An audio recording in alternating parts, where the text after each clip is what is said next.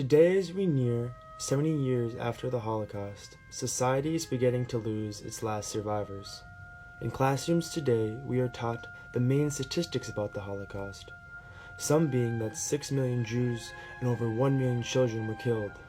However, one statistic we were never taught was that Greece lost the largest percent of Jews out of any occupied country during the Holocaust. Though many, including myself, have no idea about this.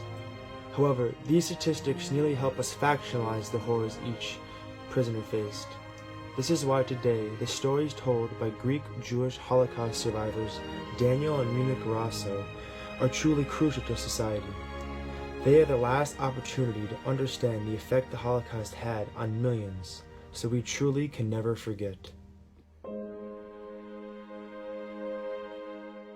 Salonika was a very, very good city. Prosperity, business, everything in the Jewish name.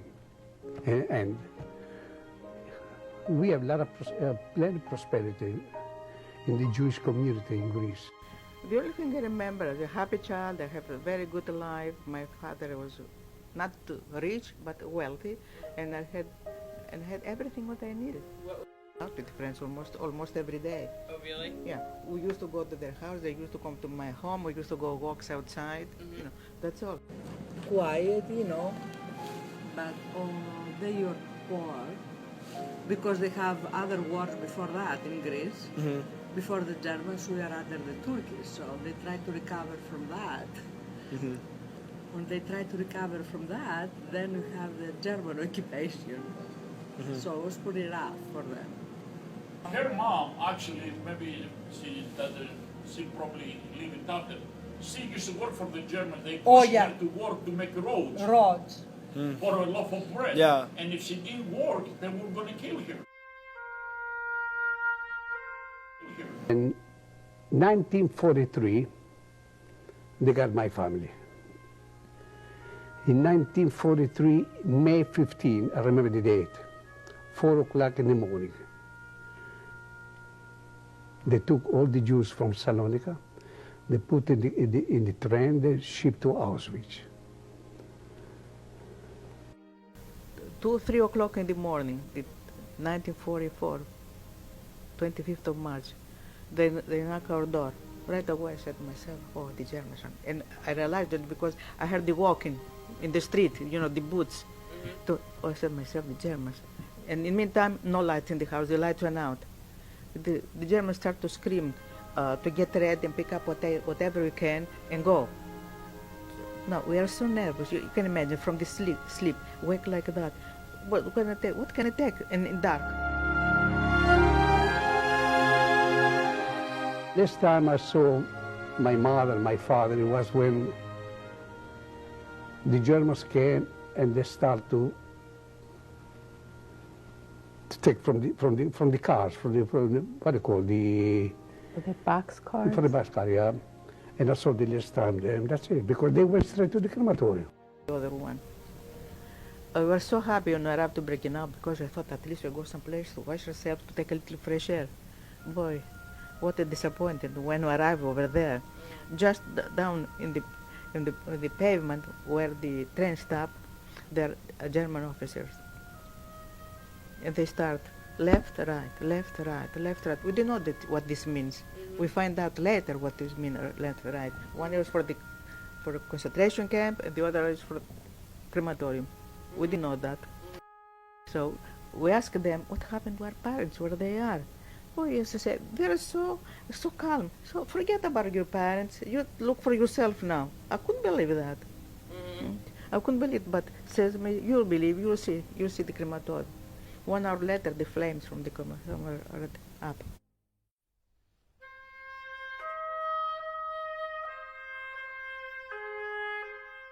Every time they put the number here, they ask you your beruf. Beruf in English is what kind of job. I lied to him. I said pharmacist. I wasn't a pharmacist because I didn't finish college.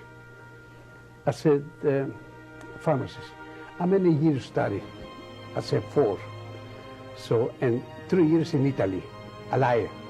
I wasn't a pharmacist. And this is the only way, because I lie, I'm ill tonight in this interview. If I didn't lie, no. My father-in-law was very innovative. He managed to somehow find cigarettes, and he traded cigarettes to the guards for bread and whatever little bit of food that they could possibly trade off. And the ones that he felt that he could possibly maybe nurse a little bit back to somewhat of a health that they could get back to working in the camp, he would give them extra portions perhaps. It was 7 o'clock, 8 o'clock, went outside working. All of a sudden we hear bullets going here and there, here and there. We didn't know what happened. We thought the Americans or the Russians came to liberate us. All of a sudden we heard this black elder says, "Everybody rush, snell in the camp, snell in the house to go back again in the camp." We didn't know what happened. The boys in the crematorium who was across of us, they find out that they're supposed to be killed. So when the time come and they call them to go over there, they jump on these guards. That they disarmed them and they took their arms. It was impossible for the Greeks to win. They knew that. So it said at least they're going to die last time free.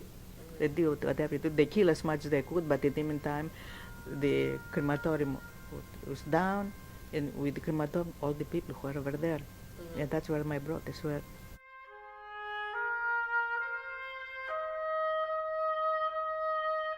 The Russians, they were coming this way, and the Americans, they were coming this way. And the Germans, they only survived there to evacuate. They evacuated to get out from Auschwitz. And besides, they took all the prisoners with them. Like I told you, Auschwitz, Mauthausen, Melk, and Bezet. And Bezet was the last concentration. When the Americans came, I was 100 pounds. God is my witness. I was eating grass, and I was eating snow. And one day, if you believe or not, I had tar. You know tar, T-A-R? Mm-hmm. I was chewing tar to, not really, this is me. From trees? I was chewing tar to prove myself I was eating. Chewing and spit, chewing and spit. So, for 4 or 5 days, I was living this life. This is the way they found me in the camp unconscious. In another 2 days, I don't want to repeat again, the Americans didn't show up. Naturally, I will not be here.